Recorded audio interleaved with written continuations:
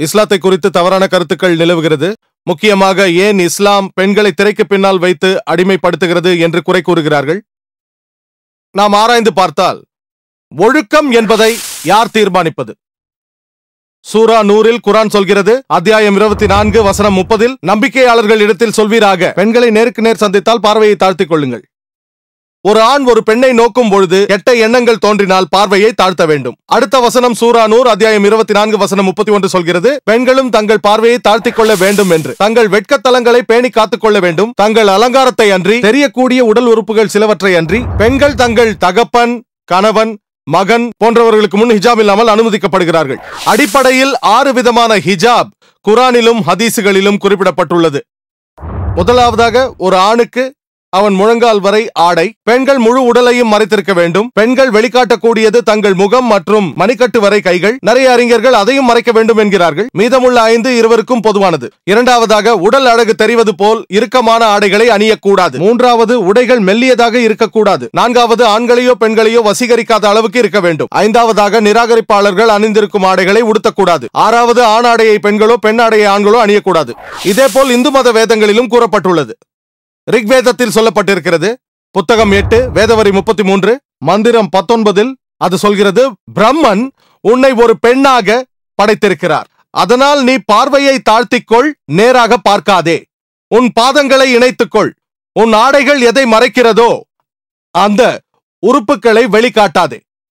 ஆகவே ரிக்வேதத்தின்படி அத்தியாயம் 8 வேதவரி 33 மந்திரம் 19 அது சொல்கிறது, பெண்கள் பார்வையை தாழ்த்திக் கொள்ள வேண்டும், அவர்கள் ஆண்களை வெறித்து பார்க்க கூடாது, மேலும் அவர்கள் முக்காடு அணிந்திருக்க வேண்டும். மேலும் ரிக்வேதத்தில் சொல்லப்பட்டிருக்கிறது, புத்தகம் 10 வேதவரி 85 மந்திரம் 30, ஒரு கணவன் தன் மனைவியின் ஆடையை கொண்டு தன் துடையை மூடுவது சைத்தானிய செயல், அது சரி அல்ல என்று சொல்கிறது. ஆகவே ஆண்கள் பெண்களின் ஆடையையோ பெண்கள் ஆண்களின் ஆடையை அணிவது தடை செய்யப்பட்டுள்ளது. மேலும் மகாவீர் சரித்திரத்தில் சொல்லப்பட்டிருக்கிறது, காட்சி 2 பக்கம் 71, ஸ்ரீராமர் பரசுராமரை பார்க்கும் பொழுது தன் மனைவி சீதையிடம் கூறுகிறார், பரசுராமர் நமக்கெல்லாம் மூத்தவர், ஆகவே நீ பார்வையை தாழ்த்தி முக்காடு அணிய வேண்டும். ஆகவே ஸ்ரீராமர் சீதையிடம் சொல்கிறார், ஒரு மூத்தவர் வரும்பொழுது முக்காடு அணிந்து பார்வையை தாழ்த்த வேண்டும் என்று.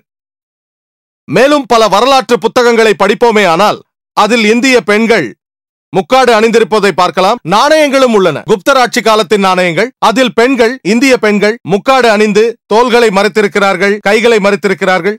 இன்றும் கூட பல இந்திய கிராமங்களுக்கு நாம் சென்றால் அங்கு பெண்கள் முக்காடு அணிந்திருப்பதை நாம் காணலாம்.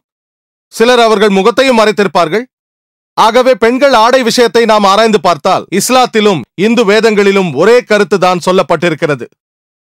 மேலும் சிலர் கேட்பார்கள், அதாவது இஸ்லாத்தில் ஏன் ஒரு ஆணானவன் ஒரு முறைக்கு மேல் திருமணம் செய்ய அனுமதிக்கப்படுகிறான் என்று. நாம் ஆராய்ந்து பார்த்தால் எல்லா மத நூல்களுமே விதிவிலக்கின்றி ஒரு ஆண் எத்தனை பெண்களை வேண்டுமானாலும் திருமணம் செய்து கொள்ள அனுமதிக்கின்றது. நீங்கள் ராமாயணத்தை படிப்பீர்களே ஆனால் ஸ்ரீராமரின் தந்தை தசரத மகாராஜனுக்கு 3 மனைவிகள் இருந்தார்கள். விஷ்ணு சூத்ராவை படித்தீர்களே ஆனால் அத்தியாயம் 24 வசனம் 1 ஒரு பிராமணன் 4 பெண்களை மணக்கலாம் என்கிறது. மகாபாரதத்தில் ஸ்ரீ கிருஷ்ணருக்கு எத்தனை மனைவிகள்? 4, 10, 1000, 10,000. ஸ்ரீ கிருஷ்ணருக்கு 16,108 மனைவிகள் இருந்தார்கள். ஆகவே ஸ்ரீ கிருஷ்ணர் 16,108 பெண்களை மணக்கும் பொழுது முஸ்லிம்களான நாங்கள் 4 பெண்களை மணக்க கூடாதா? திருக்குரானில் சூரா அன்-நிசா அத்தியாயம் 4 வசனம் 3 நீங்கள் திருமணம் செய்து கொள்ளலாம், 2ஆகவோ 3ஆகவோ 4ஆகவோ, ஆனால் அவர்களிடையே நியாயமாக நடக்க முடியவில்லை என்றால் ஒருவரையே மணந்து கொள்ளுங்கள். இந்த ஒரு விஷயத்தை நாம் கருத்தில் கொள்ள வேண்டும். நியாயமாக நடக்க முடியும் என்றாலும் கூட 4 பேரை தான் திருமணம் முடித்துக் கொள்ளலாம், அதற்கு மேல் முடியாது. இந்த அனுமதி ஏன் வழங்கப்பட்டது என்பதை தெரிந்து கொள்ள என்னுடைய வீடியோ கேசட்டான இஸ்லாத்தில் பெண்களின் உரிமையை பாருங்கள்.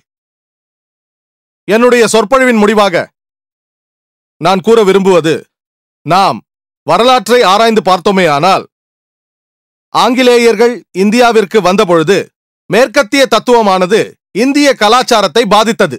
அந்த வகையில் இந்திய கலாச்சாரம் சீர்குலைந்தது. ஆனால் 19ஆம் நூற்றாண்டின் ஆரம்பத்தில் அநேக இந்து மத சீர்திருத்தவாதிகள் தோன்றினார்கள். இவர்களில் முன்னோடியானவர் ராஜா ராம் மோகன் ராய். இவர் பெங்காலில் 1772ஆம் வருடம் பிறந்தார். அவர் ஆங்கிலம், அரபிக், பர்ஷியன் மொழிகளை கற்றார். 1803 அவர் ஒரு புத்தகம் எழுதினார். அதில் சிலை வழிபாட்டுக்கு எதிராக எழுதினார். அவர் உபனிஷதங்களின் தத்துவங்களை நம்பினார். ஒன்றுபட்ட பிரபஞ்சம் என்ற தத்துவத்தில் அவர் நம்பிக்கை கொண்டவராக இருந்தார். இறைவன் ஒருவன் தான், அவனுக்கு உருவம் இல்லை என்று அவர் சொன்னார். சிலை வழிபாட்டிற்கு எதிராக பேசினார். எல்லாம் வல்ல இறைவனுக்கு அவதாரங்கள் இல்லை என்று சொன்னார். இறைவன் மனிதனாக முடியாது என்றார். அவர் ஜாதிக்கு எதிராக குரல் எழுப்பினார். அவர் பிரம்ம சமாஜ் என்னும் அவரது அறக்கட்டளையை ஆரம்பித்த பொழுது அவரது அறக்கட்டளை ஆவணத்தில் அவர் எழுதியது என்னவென்றால், எந்த ஒரு சிற்பமோ சிலையோ உருவப்படமோ கற்பனை வடிவமோ புகைப்படமோ இந்த கட்டிடத்திற்குள் நுழையக்கூடாது என்று எழுதினார். பிரம்ம சமாஜை போல நிறைய இயக்கங்கள் இருந்தன. அவர்கள் எல்லாமே இதே தத்துவத்தை நம்பினார்கள். கடவுள் ஒருவனே, அவனுக்கு உருவம் இல்லை, சிலை வழிபாடு தவறு, இறைவன் அவதாரம் எடுப்பதில்லை, ஜாதி மத பேதங்கள் இல்லை. ஆனால் சம்சாரா என்னும் சுழற்சி தத்துவத்தை பொறுத்தவரையில் வேண்டுமானால் பின்பற்றுங்கள், இல்லை என்றால் விட்டுவிடுங்கள் என்றார். பிரம்ம சமாஜிலிருந்து பிரிந்து வந்த ஒரு இயக்கமானது பிரார்த்தனா சமாஜ் என்னும் இயக்கம் ஜஸ்டிஸ் ரானாடே என்பவரால் நிறுவப்பட்டது. ஜஸ்டிஸ் ரானாடே மும்பையில் பிரார்த்தனா சமாஜ் என்னும் இயக்கத்தை நிறுவினார். அவர் அந்த இயக்கத்தில் இந்த கட்டளைகள் அனைத்தையும் கடைபிடித்தார். ஆனால் பெண்களின் முன்னேற்றத்திற்காக அவர்களது கல்வியையும் வலியுறுத்தினார். விதவைகளின் மறுமணத்தையும் அவர் வலியுறுத்தினார். நம்மிடையே இருந்த மற்றுமொரு சீர்திருத்தவாதி சுவாமி தயானந்த் சரஸ்வதி. அவர் 1875 ஆரிய சமாஜை நிறுவினார். அவர் வேதங்களை மட்டுமே நம்பினார். இந்துக்கள் வேதங்களை மட்டுமே கடைபிடிக்க வேண்டும் என்று அவர் சொன்னார்.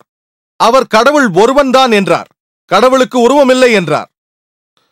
சிலை வழிபாட்டிற்கு எதிராக பேசினார். எல்லாம் வல்ல இறைவன் அவதாரம் எடுப்பதில்லை என்று சொன்னார்.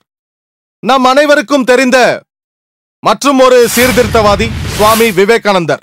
அவர் ராமகிருஷ்ணா மிஷனை நிறுவினார். அவரும் வேதங்களையே பின்பற்ற வேண்டும் என்று கூறினார். அவர் சொன்னார், 99% வேதங்களை இழந்துவிட்டாலும் இன்று நம்மிடையே 1% வேதங்கள் தான் இருக்கின்றன. இந்த வேதங்களை பெரிய கூடாரத்தில் கூட உள்ளடக்க முடியாது. அந்த வேதங்களை பின்பற்றுபவர்களை இந்துக்கள் என்று அழைக்க கூடாது, வேதாந்திகள் என்று அழைக்க வேண்டும் என்று அவர் சொன்னார். நாம் ஆராய்ந்து பார்த்தால் ஆங்கிலேயர்கள் சில நூற்றாண்டுகளுக்கு முன்பாக இந்தியாவிற்கு வியாபாரம் செய்ய வந்தார்கள். துரதிர்ஷ்டவசமாக நம் நாட்டை சூறையாடிவிட்டார்கள். பிரித்தாளும் ராஜதந்திரத்தை கையாண்டார்கள்.